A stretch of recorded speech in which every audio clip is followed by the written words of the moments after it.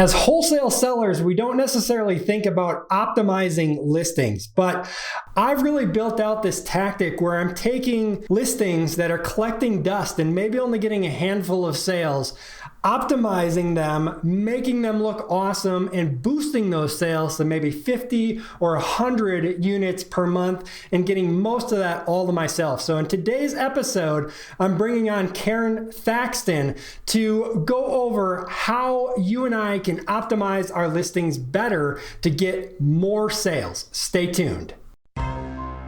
Welcome, fellow entrepreneurs, to the Entrepreneur Adventure Podcast, where we talk about Amazon Wholesale and how you can use it to build an e-commerce empire, a side hustle, or anything in between. And now, your host, Todd Welch.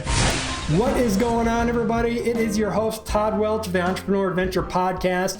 And today we have a really good episode. We went into a lot of detail with Karon Thackston today from Marketing Words on how to optimize listings in wholesale. Now, I know in the wholesale world, we don't necessarily think about optimizing our listings too much. We usually think that, that's for the private label world, right? We don't have to worry about that. But my tactic of taking listings that are collecting dust and maybe only getting a handful of sales, maybe only have merchant fulfilled seller on there, the title, the pictures, the bullets and description are really bad. I take that listing, make it look awesome, and boost those sales from maybe 5 or 10 to 50 or 100, become the first FBA seller, and I get all those sales to myself for quite a long time. And I may even be able to work that into an exclusive agreement with that brand. So today, we're really going to dive into how I go about doing that and optimizing those listings.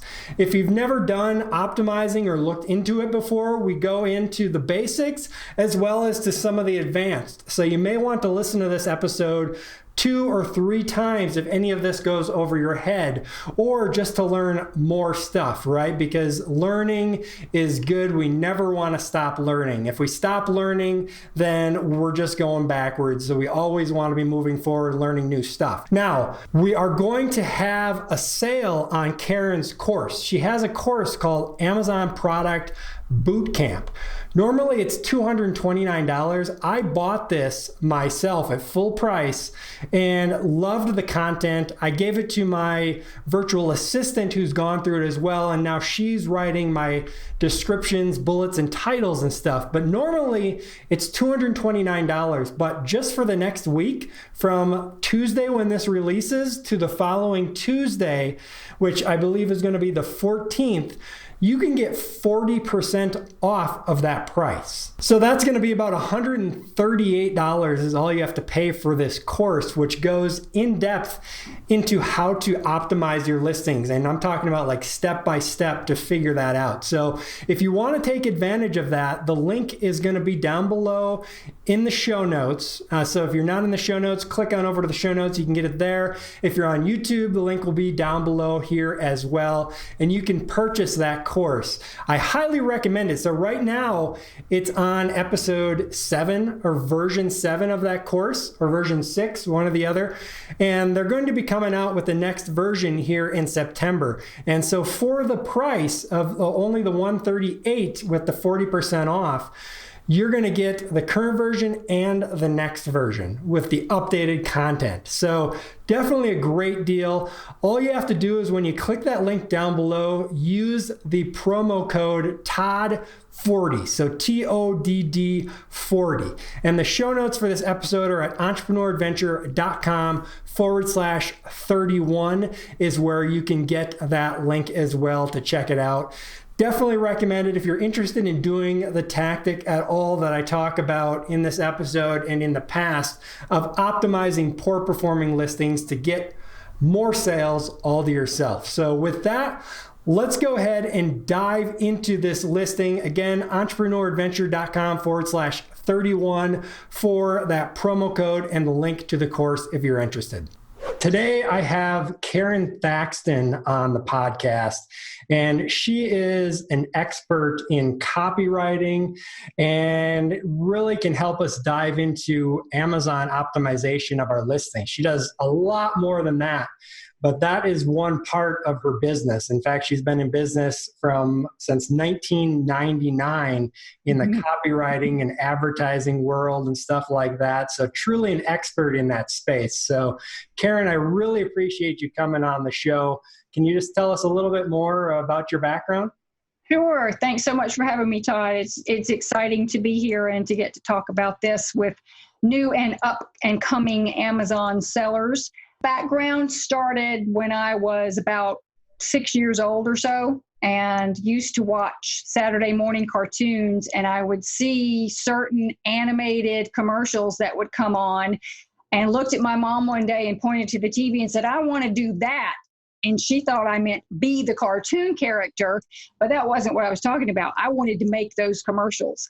And that's pretty much all I've ever wanted to do. Things have led me to the marketing space since I was just a very young child. And as I grew up, I worked in radio stations and newspapers and full service ad agencies and in-house ad agencies and all sorts of other spaces. And 1997-ish was getting really tired of office politics and started thinking, with this new internet thing, I wonder if that could be used so that you could work from home. Is anybody doing that? And it all went from there. One day I turned in my notice, and thank God things worked out that I was able to slowly, gradually break down my hours from the office and build up my hours at home. So it was a really smooth exit and never looked back. Absolutely love it. Very nice. That's awesome. So what year was that you made that transition? 99. Our actual Marketing Word's actual start date is in November. So I took 4 months. The luck was there, the blessing was there, whatever you want to call it, when I decided with my husband that I was going to go into the office that day and turn in my 2-week notice. There was another lady in my department. This was a very small company that we worked for at the time. And she had come in early to turn in her notice. So I heard her when I walked into the building talking. The office door was open and whatnot, talking to the supervisor for both of us, and thought, I think I'm going to change what I was just about to say and maybe tell them that I'm willing to work for about 4 months part-time, 3 hours a day or whatnot, and will help them interview and train my replacement if that works for them. And of course, they jumped on it. So it was a really smooth transition. I didn't have the terror of letting go of all of my previous income before I started this business. And if you can work it out that way, that's the way to go. That's awesome, because I had a very similar experience when I started my first business, which was a TC Tech's Computers, a computer repair business. And I was working at Marshfield Clinic, which is a hospital system in Wisconsin. And they allowed me to utilize their retirement process, where basically I could work part-time and train my replacement over the course of a few months. So it makes things a lot easier than just like cutting off clean and hoping that it works, right? That's right. I don't know about you, but it was exhilarating and absolutely terrifying at the same time. Oh, yeah. Okay, we're either going to do this all the way or I'm going to fall flat on my face. But, we've jumped off the cliff now, so here we go. Yep. Yeah, I remember the day that my business partner and I decided, okay, let's pay ourselves $5 every day so we can buy lunch. And so that was pretty exciting. But yeah, come a long way since then, but it's always fun to look back. I also always envy people who figured out their calling like so young. You said you were, 6 years old and you were watching cartoons? Mm-hmm. And you're like, yeah, I want to make commercials. I think Russell Brunson has a similar story where he was like going through phone books and ordering catalogs and stuff because he loved just looking at the ads and things. So it's really interesting. I found my passion in computers probably around 14, so a little bit older than yourself, but always interesting to hear people's backgrounds. So Why don't you tell us a little bit more about how you got into the Amazon world and optimizing Amazon listings and such? Oh, that was completely trial by fire. We had a client at the time located in New Zealand, and they manufactured some really high quality supplements. And they only sold in New Zealand and Australia. They wanted to break into the US market, but of course, that was enormously expensive. Enter Amazon's FBA program. This was many, many years ago. And they began looking into that and decided, okay, we could ship inventory to the US. That was all that was available at the time. Amazon had not gone global because FBA was a very new program. Mm-hmm. And the contact at the company emailed me and said, have you ever written any Amazon listings? Nope, not even one. You want to learn how? Sure. What do you know about it? Not much.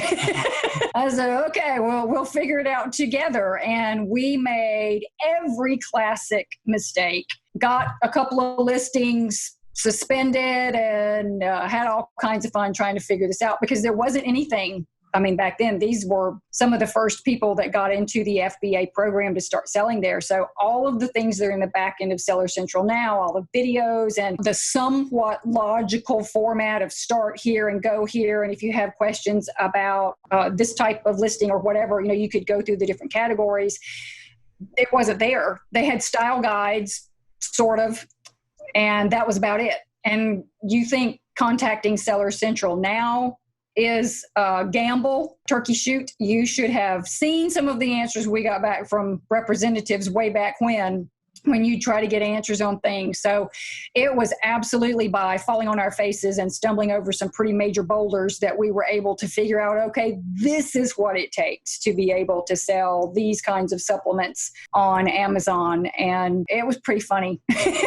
Yeah. We eventually got it to work, and they're still selling on Amazon today. They ended up opening their own in-house marketing agency, so I'm not associated with them any longer, but some of our original listings are still up. Nice. That's awesome. And there's been a lot of changes as we have gone along from that time. But yeah, seller support is still frustrating, but it's definitely gotten better since way back in the beginning. So come a long ways. So the people that are watching this podcast, and normally when we do optimization of listings, we're thinking about like private label sellers or brands that are selling their own products. Mm-hmm. So for us wholesale people, it's a little bit different because we're typically selling other people's products. And one thing though that I've gotten really good at is finding like listings that are kind of have been left in the dust, so to speak. Mm-hmm. Mm-hmm. And the pictures are maybe really bad, maybe like a couple word title and one or no bullet points and a bad description. But they have like good reviews, maybe 10, 20, 30 reviews, and it's like 4.5, 5 stars. So I grab those listings, I buy the product, take new photos, update the listing and everything, and get those selling. So that's the kind of stuff that I've been doing, and I'm looking at helping other people do as well. And you have a course called the Amazon Product Bootcamp, which is what I took to learn this. And so let's kind of dive into those kind of things that we can do as wholesale sellers when it's not necessarily our product, but we want to make it look good and boost sales. What are the kind of like the low-hanging fruit kind of things that we can do? Well, now, and you're talking about suggesting changes to Amazon about an existing listing. Is that what you're talking about? Correct. Yes. Yes. Okay. The first thing to understand is that that's exactly what you're doing. You are making suggestions when you use that edit feature. And a lot of wholesalers who are putting products or sending inventory in for an existing listing on Amazon don't realize that. And they get frustrated because they go into the edit category and they begin to put in titles and bullet points and whatever, and nothing happens. And, why won't Amazon let me make changes to the listing? And they're seeing these people in Facebook groups, oh, I did it and blah, blah, blah. If you did not create the original listing, you do not have any control over it whatsoever. And you can submit your suggestions to Amazon. And if somebody in Seller Central or whatever department is responsible for that goes through and thinks what you've submitted is better, or essentially will bring Amazon more sales, is really what they're looking for, then they'll allow that change to go through. If they don't, you'll never hear back from them and the listing will never change. It'll just stay the same thing. If you get material that you want to edit and put in to make that suggestion and you don't hear back, you can either wait for a week or so and resubmit the same stuff. You're probably going to get a different representative, and that person might be in the mood to let the changes go through. They might think they're better than what was already on the listing. Or you can sometimes contact the wholesaler and talk to them about what you plan on doing, and not in too much detail so that they could do it themselves. And if they agree, they could give you editor access to their account to go in and do that for them, maybe for a charge, maybe not for a charge. You can work that out with them.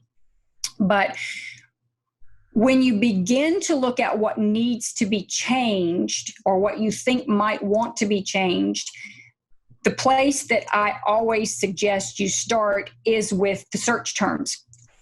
Where did you find this?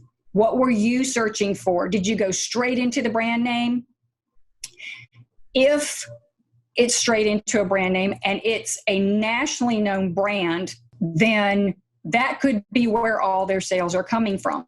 If you think about it, when you go to a store or you see something on a TV commercial and it's a national brand, you might think, wonder if I could get that cheaper on Amazon.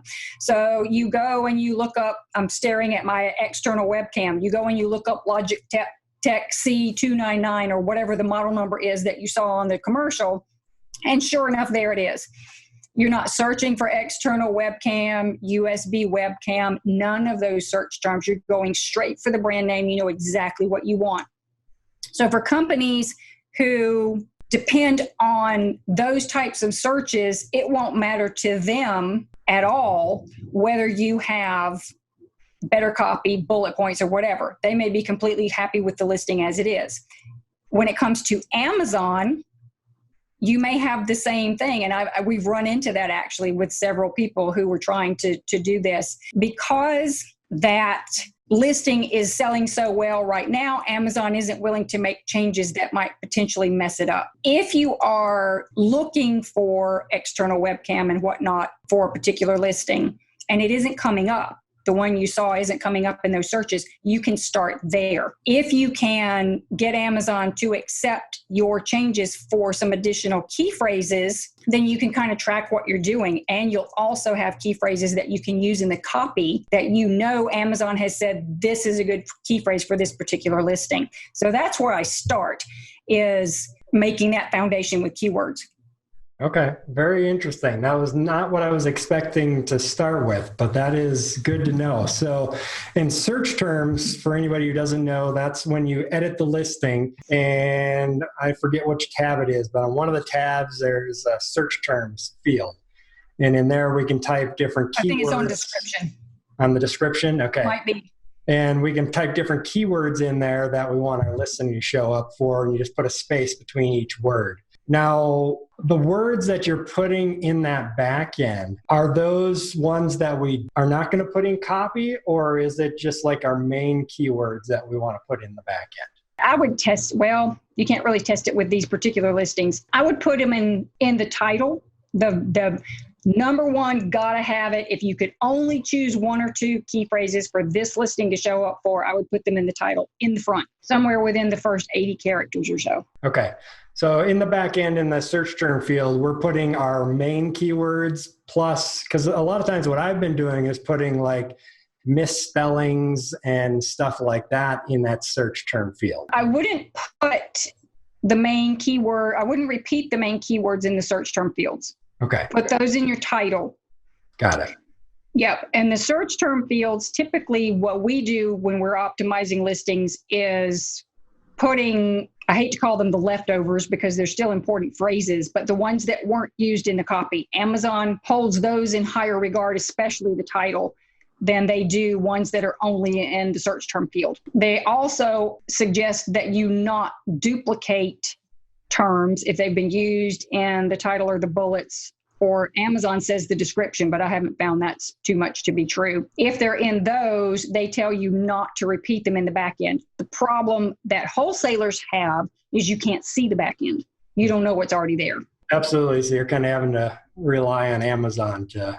Yeah. And so in that case, I would suggest putting as many of the primary key phrases that you want to use in the copy, the title, the bullets, the description, in order of importance, in that order of importance. And then whatever's in the back end keyword fields just happens to show up there. All right.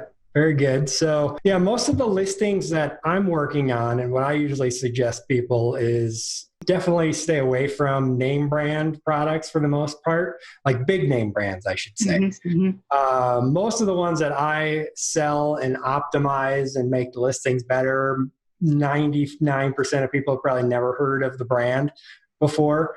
So most of the time it's just some other wholesaler probably threw up a listing. There's maybe one FBM seller on there. So I can come on and be the first FBA seller, update everything and get it selling better. Maybe it's only selling a handful of units per month right now, but if I optimize it, then maybe I can get it to 50 or 60 or 100 units per month as it gains traction, So that's kind of the stuff that I'm focusing on more. Mm-hmm. Now, how are you guys going about finding what search terms something should be for? Like I use a tool called Ignite, or not Ignite, a Scope. From Seller Labs. And so that gives me a bunch of search terms that it believes people have searched for. How do you guys go about that when you're doing it for someone?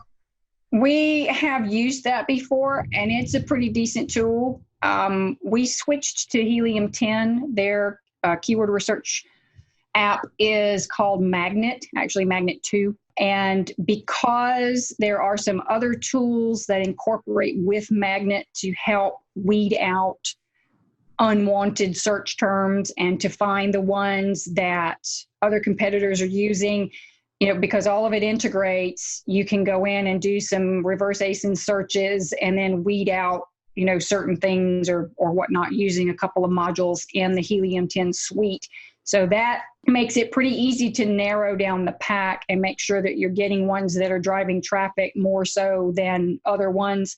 The key with keyword research is absolutely relevance. Relevance is more important than search volume, in my opinion. We've had clients that have sent us projects, and some of them would send their list of keywords and whatnot. And the best example I have is a client that was selling those plastic lunch plates or food storage plates with 3 sections in the lid that goes on top and whatnot. You get them in a pack of 10 or what have you. And he wanted every type of phrase that had anything to do with plastic containers included in there. And one of the terms he had, among others that were very questionable, was plastic cereal container.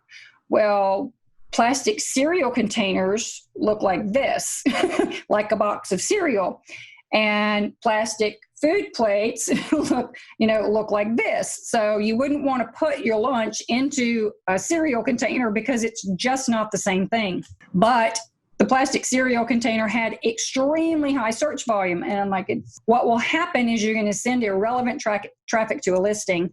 They're going to take one look and go, this is not a cereal container. If they even click from the homepage at all, they'll get to the page, they'll bounce, which means they did nothing. They saw the page, they left. When that bounce rate goes up, Amazon starts taking notice. It's not converting into sales, so they start reducing where that listing shows in the rankings, and eventually you're left with a big puddle of nothing. Yeah, we used to do back in the day, it was commonplace to do like keyword stuffing, just put anything and everything in there. And that has basically reversed now, that less is more. Basically, you want it to be highly relevant, because if that conversion rate drops, then like you said, you're going to lose your place in the search results. Right. And something else that a lot of newer sellers don't realize is the back-end keyword fields, you only need individual words, not entire phrases. And Amazon does have instructions for this in Seller Central, but if you have turkey dog treats and chewy dog treats and crunchy dog treats and things like that, you would remove all the dog treats. You have it one time, so you have chewy, crunchy, turkey, dog treats. But you take all that duplication out, and because you only get 249, we never go all the way to 250 just in case. That's not a lot of space to put those words in there, and I'm sure that's why Amazon does that. So you want to remove the duplication of the keywords as well. Okay. Yep, absolutely. No repeating words in the search terms. All right. So the search terms, we're good there. So we've got that filled with all those keywords that we're not necessarily going to put in our copy. Now, how do we write, let's say, a title that's going to get people to click over and actually view the listing, assuming they got what they're searching for? Right. Usually your keywords are going to go as close to the front as possible. And there's a twofold reason that tells Amazon that that's the most important information about this listing. It also tells the customer that it's the most important information about this listing. So after that, we typically will look at features that get high search volume to tell us what's more important to the shoppers. If, a particular feature is that it's waterproof, or we'll stick with the dog treats. How about that? So if crunchy dog treats comes up higher than chewy dog treats, even if it's a multi-pack that might have both, this one of the ones that are crunchy on the outside and chewy on the inside, we'll let that order where the features come afterwards. In the title, the key phrases, well, not just the title, everywhere, you'll notice that the key phrases are almost always feature-based. They're not typically benefit-based. So we don't put tons of benefits. We will look at who the listing is for and ways that it can be used. So let's see, what was the one I saw the other day that was interesting to me? There was a listing that was for boots, and they were hiking boots, but they had a different type of toe. And I pay attention to this because my husband works in an industrial environment and has to wear safety boots to work. They had a different type of toe in the front of the boot. And because of that, they were also including the terms in the title for outdoor rated and hiking boots and safety boots, as well as work boots. They were able to reach out to some additional target audience segments by incorporating those additional terms that I didn't see in other people's listings. So I thought it was interesting how they did that. Okay. Now, I thought I remembered reading somewhere in Seller Central that you're not in the title, you're not supposed to put for this, this, and this. Is that right? True, or did I misread that? That is in there. They don't typically enforce it, but the way that you write it, you wouldn't necessarily have to say for working in a warehouse, for outdoor hiking or whatnot. You can include those without saying that that's what it's for. Yep. So you could say warehouse boots, work boots, that kind of right. And they don't have to be blah, blah, blah, one right after the other in that order.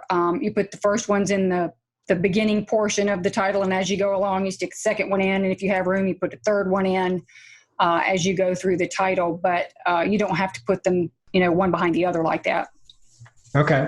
Now, what Amazon doesn't like is people got really carried away. There was a span of time where almost every listing, for example, one of those outdoor nylon hammocks that hangs up, and every listing had nylon, parachute nylon, outdoor hammock for camping and backpacking and the beach and blah, blah, blah. And so 15 other things like that. Amazon pays much better attention now than they used to when it comes to things like that. They used to go on forever. Were you selling when there would literally be titles that were 400 characters long? Yeah. And Amazon very gradually whittled that away too. Yeah, all of this is a residual of that. Okay. So how long are you usually making the titles? Are you using up all the available space for whatever category you're in, or are you trying to keep it short? We typically will give clients 2 titles. Almost nobody wants to test ones that are 100 characters or less. Amazon swears in Seller Central in numerous places that titles of 80 characters or less do best. Sellers that we have worked with who went through the process of testing the titles did not find that to be true. So we typically give 2 titles, and most of the time sellers choose to go with the one that's roughly 200 characters. There are categories in Amazon that now say you can have up to 249 characters or 250 characters. But here's the problem with that. Several years ago, Amazon initiated a suspension rule for titles that exceeded 200 characters. If you had 201, they would, not suspension, sorry, suppression. They would suppress your listing in the search results. They wouldn't suspend the listing, but you wouldn't show up anywhere. To my knowledge, they have never rescinded that. So when I was in touch with Amazon actively about this whole thing, because they would say in Seller Central in the title section, you click the little I to get more information, they would tell you there you could have up to 250.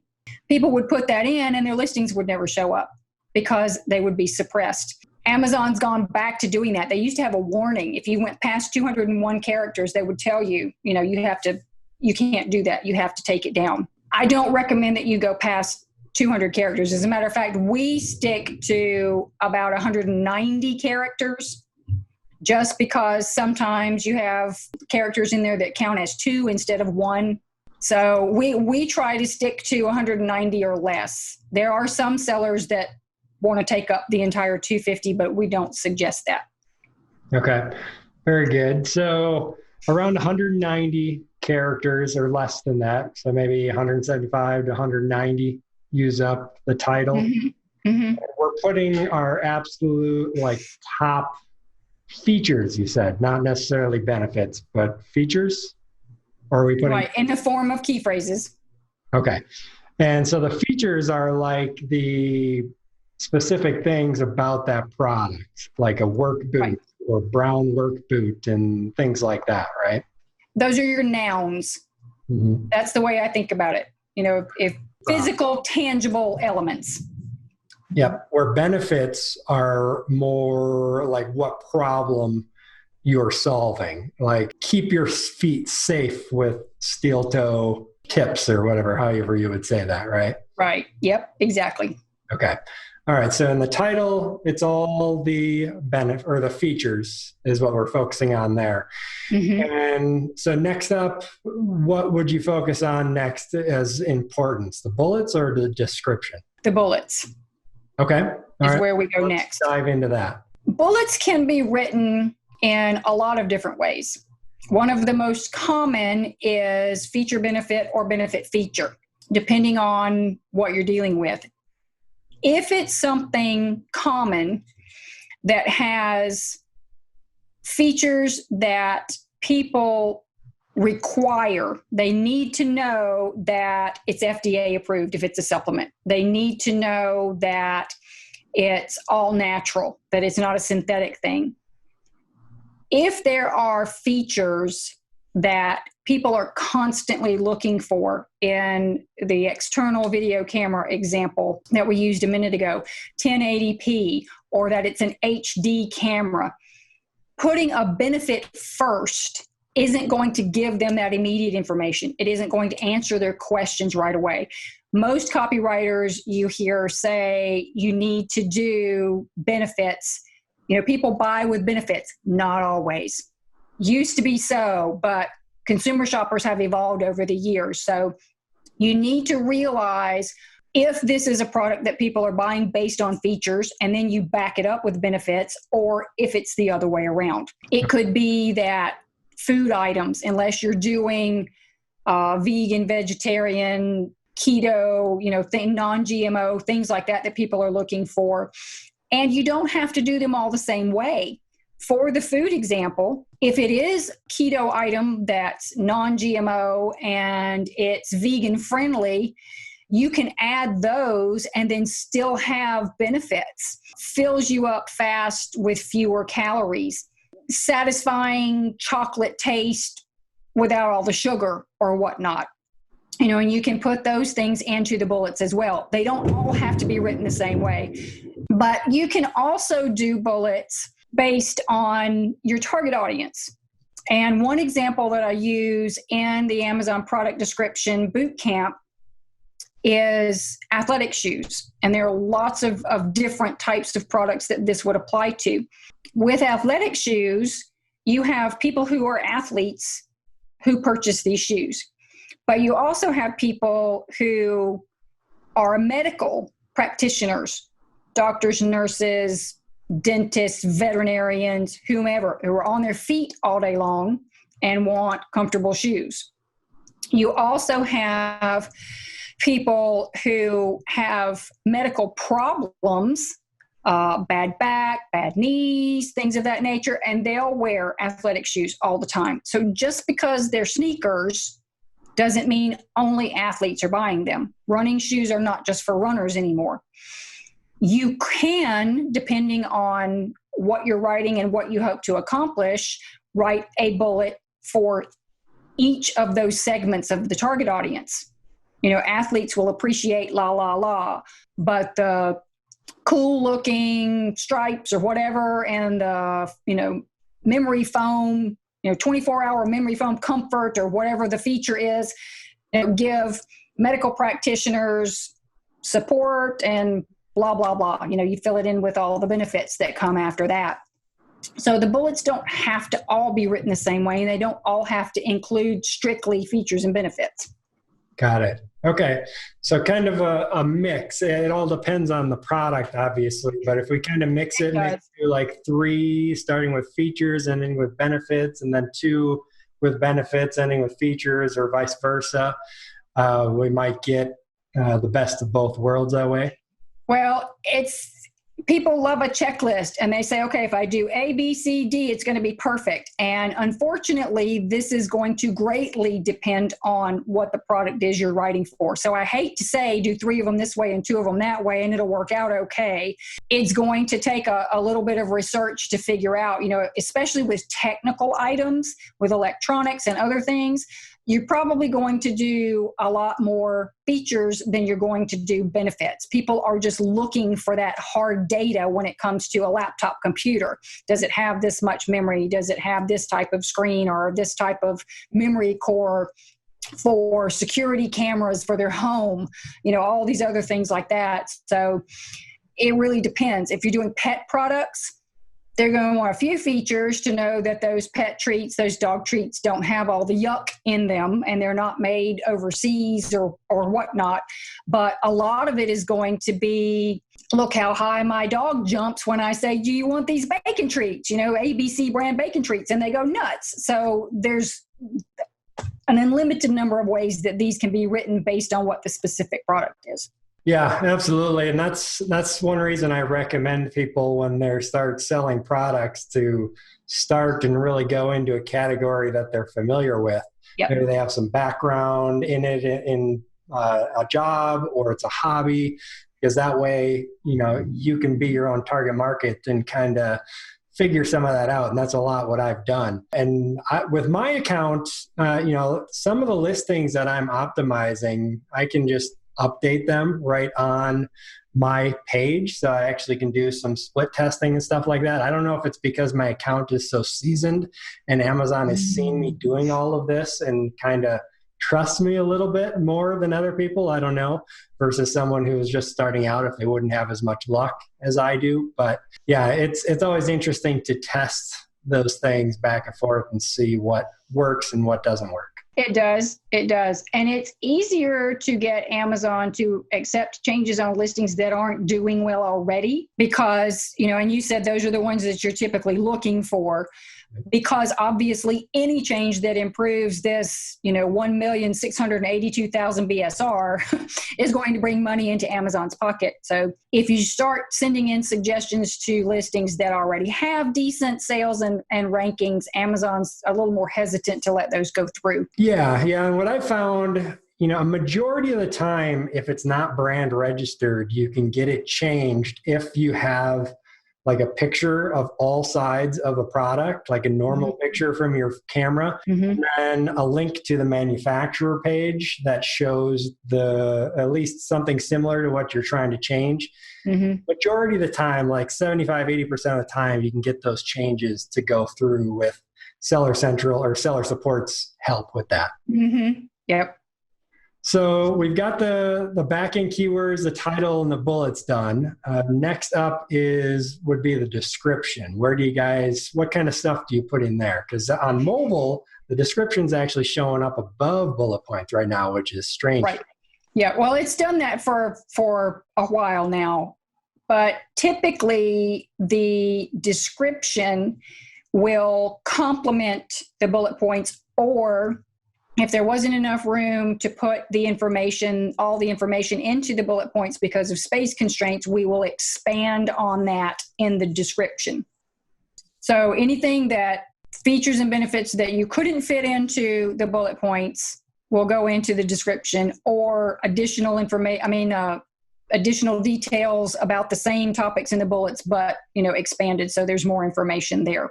All right. And because the bullets are bullets and they're easier to read, a lot of people, if it's on their phone especially, and that's my guess, will scroll past that description to get to the bullet points. I've never understood exactly why Amazon does that on desktop and mobile differently. I'm sure they have some testing that makes sense to them, but to me it doesn't a whole lot. What I usually do in the description, and let me know if this is maybe wrong, is basically not rewrite what I put in the bullets, but like rephrase it into like the first short paragraph being like a summary of those bullets. So it's like all the main points as to why someone would buy that product, and then kind of break it down from there throughout the rest of the description. Is that something that I should be doing, or I maybe not going the right way with that? Including a summary is a good idea because of, especially on phones, there's compact information that gets them right at the beginning of the description. So yeah, that is something that we suggest. Okay. And after that, just kind of expanding beyond the bullets, because we don't want to have like super long bullets, which we didn't talk about, but how many characters are usually going with a bullet point now?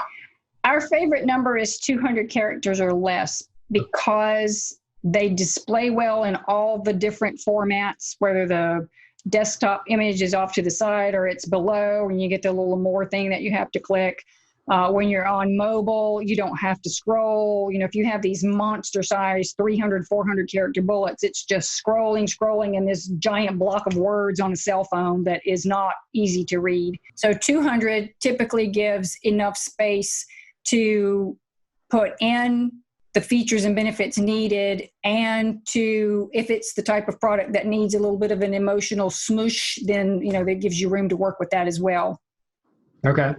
Very good. Now in the description, are you guys doing any HTML in there, like bolding and new lines and stuff like that? I know we're not supposed to do that per the policy, but it seems like Amazon doesn't really care too much. I have never had a seller tell us that they got slapped for having bullet points or bolding. And you're right, those are not legal. The only legal tags are the paragraph tag and the line break tag. Yeah, I would say probably 75% of the sellers that we work with request HTML, and we'll do that for them, and haven't heard of anybody that's had a problem with that in a very long time. Used to hear about it years ago, but I think Amazon has pretty much said, whatever, Not a hill worth dying on. Yeah. And for anybody who doesn't know, HTML is basically like the base programming language that websites are made in. And all that I really use in my listings are like line breaks. So the BR/ thing. Mm-hmm. And then I usually just use dashes for the bullets instead of adding that extra code in. And then I might add like one line of bolding just to make something stand out at the end, to entice them to buy the product. So Have you found much, is the description, in your opinion, is that indexed currently for search? It's hard to say, and it has always been hard to say. Sometimes it seems as though in certain categories it is indexed, but we don't focus nearly as much on including key phrases in the description as we do in the title and the bullets. We'll put some there in case Amazon does go full blown across the board and start indexing all of the descriptions. But if I had to give a yes or no answer, I would say no, it's not. Okay. Not for search. You can do the test where everybody says, take a snippet of it and put it in quotes in the search and see if it comes up. Everything in Amazon is indexed. All that simply means is that they took the data, they put it in the database. Mm-hmm. It does not mean that that data is used to rank your listing on Amazon. Okay. All right. Very good. Yeah. And another thing I've heard recently too, and I've always kind of known this, but is that the plural of words is different than the non-plural. Amazon says it's not, but it really is. So you want to get both in your listings, right? The plural and non-plural of we test it and see what happens. If the plural brings up the exact same search results as the non-plural, then we don't worry about it. Okay. Most of the time, that's not true. Yep. Yeah. So just do a search for the plural and non-plural. And if the listings are not exactly the same, excluding the sponsored ads, of course, then you probably want to have both of those in there. Yep. All right. Very good. So anything we've missed before we kind of wrap up and talk about the awesome discount we've got for people for No, I think we touched on pretty much everything, the keywords, the title, the bullets, and the description. Okay, perfect. And this is actually the reason I brought you on, because I actually bought your course, went over it myself and thought it was excellent.